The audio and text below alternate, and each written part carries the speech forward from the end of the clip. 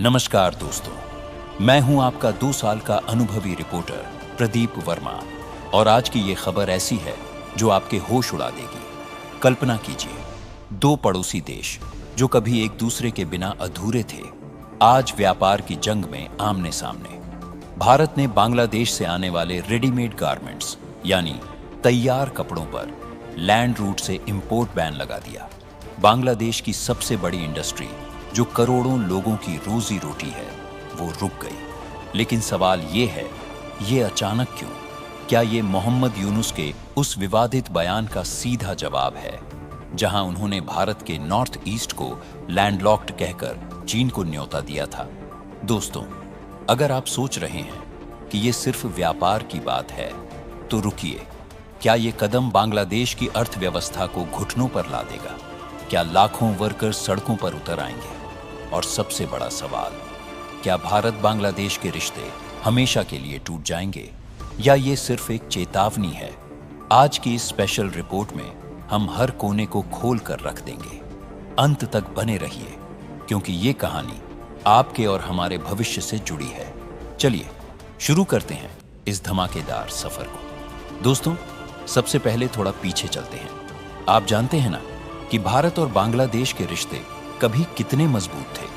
1971 की जंग से लेकर शेख हसीना के दौर तक हम दोनों देश एक दूसरे के भाई जैसे थे।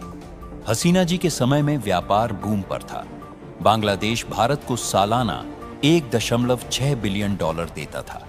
डॉलर का सामान बेचता था, जिसमें से ज्यादातर रेडीमेड गारमेंट्स ही थे। ये इंडस्ट्री बांग्लादेश की 80% एक्सपोर्ट कमाई का राजा है। करोड़ों महिलाएं, मजदूर सब इसी पर टिके हैं। लेकिन 2024 में सब बदल गया। छात्र आंदोलन हुआ, हसीना जी को भारत आना पड़ा और सत्ता संभाली नोबेल विजेता मोहम्मद यूनुस ने। अब सोचिए, यूनुस साहब जो गरीबी हटाओ मिशन के लिए मशहूर हैं, वो क्यों भारत के खिलाफ बयानबाजी करने लगे? मार्च 2025 में उनका चाइना दौरा हुआ। बीजिंग में एक राउंड टेबल पर उन्होंने कहा, भारत का ईस्टर्न पार्ट 7 सिस्टर्स लैंडलॉक्ड है। उनके पास समुद्र तक पहुंचने का कोई रास्ता नहीं। बांग्लादेश ही इस पूरे इलाके का ओशन का गार्जियन है। और फिर उन्होंने चाइना को न्योता दिया, ये चाइनीज इकोनॉमी का एक्सटेंशन बन सकता है। यहां फैक्ट्रियां लगाओ, प्रोडक्ट्स बनाओ और दुनिया भर में एक्सपोर्ट करो। वाह दोस्तों, ये सुनकर भारत का दिल दुखा। नॉर्थ ईस्ट के 7 राज्य असम, अरुणाचल, मणिपुर, वो हमारा गौरव है। चिकन नेक कॉरिडोर पहले से संवेदनशील है और यूनुस जी का ये बयान लगा जैसे किसी दोस्त को चाकू मारना। क्या ये सिर्फ गलती थी या साजिश? क्या यूनुस सरकार चाइना और पाकिस्तान की गोद में बैठ गई है? असम के सीएम हिमंता बिस्वा शर्मा ने तो इसे ऑफेंसिव कहा। विपक्ष ने भी सरकार से एक्शन की मांग की। तो भारत चुप कैसे रहता? और आया वो धमाकेदार जवाब। अप्रैल 2025 में पहला झटका पड़ा। भारत ने ट्रांसशिपमेंट फैसिलिटी बंद कर दी। ये क्या था? सरल शब्दों में, बांग्लादेश अपने माल को नेपाल, भूटान, म्यांमार तक भारत की जमीन से होकर भेज सकता था। इससे समय बचता, खर्चा कम होता। लेकिन अब बंद। केंद्रीय अप्रत्यक्ष कर बोर्ड ने 8 अप्रैल को सर्कुलर जारी किया। वजह बताई, हमारे एयरपोर्ट्स और पोर्ट्स पर भीड़ लग गई थी। हमारे एक्सपोर्टर्स को नुकसान हो रहा था। लेकिन असली वजह यूनुस के बयान की नाराजगी। ट्रेड एक्सपर्ट्स कहते हैं इससे बांग्लादेश के एक्सपोर्टर्स को 20 से 30% महंगा पड़ गया। चटगांव या मोंगला पोर्ट्स पर निर्भर होना पड़ा। लेकिन दोस्तों, ये तो शुरुआत थी। मई 2025 में आया असली तूफान। Directorate general of foreign trade ने नोटिफिकेशन जारी किया।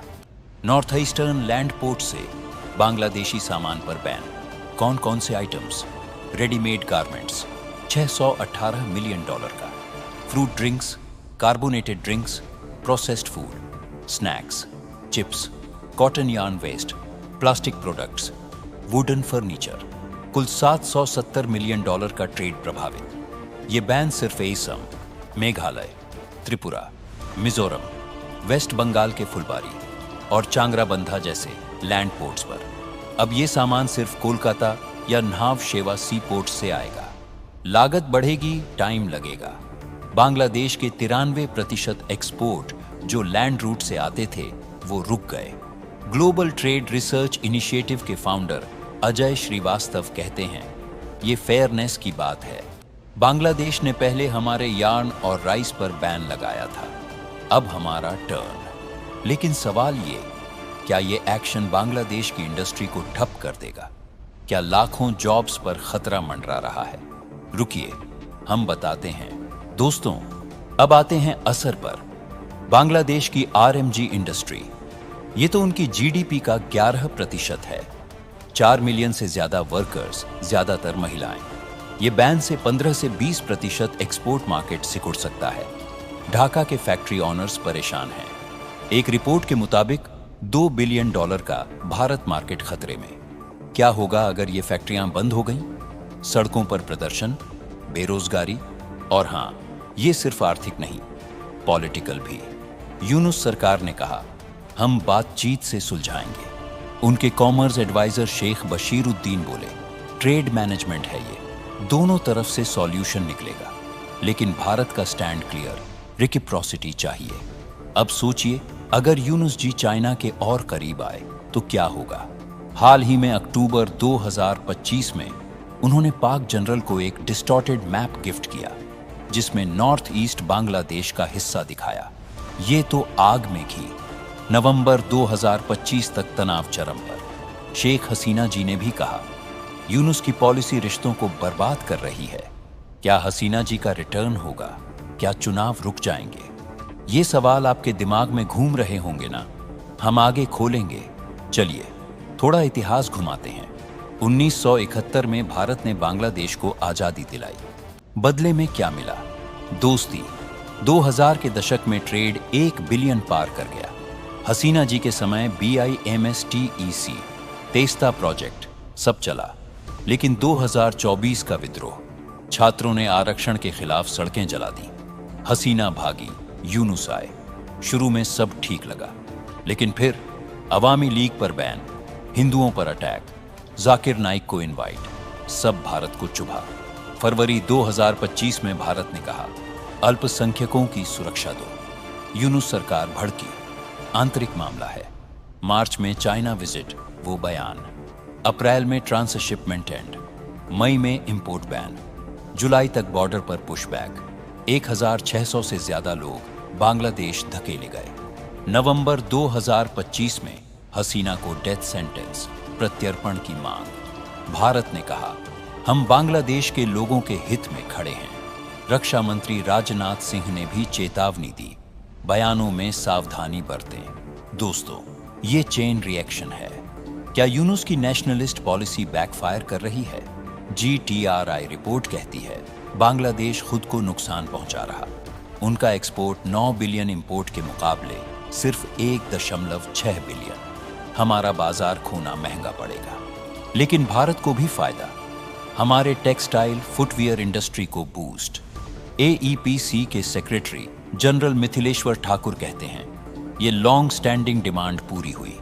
अब बड़ा सवाल, आगे क्या? क्या बिम्स्टेक समिट में मोदी यूनुस मिलेंगे? क्या ट्रेड वॉर समाप्त होगा या चाइना का प्रभाव बढ़ेगा? चलिए एक्सपर्ट से सुनते हैं। कार्नेगी एंडोमेंट की रिपोर्ट कहती है, बांग्लादेश चाइना का सबसे बड़ा इंफ्रास्ट्रक्चर पार्टनर है। 70% आर्म्स इंपोर्ट चाइना से। यूनुस के 2.1 billion investment deals Teesta project पर। भारत के लिए खतरा।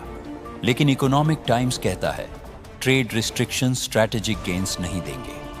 हमें बैलेंस्ड अप्रोच चाहिए, soft power, democracy support. Yunus advisor ने कहा, डायलॉग से सॉल्व करेंगे।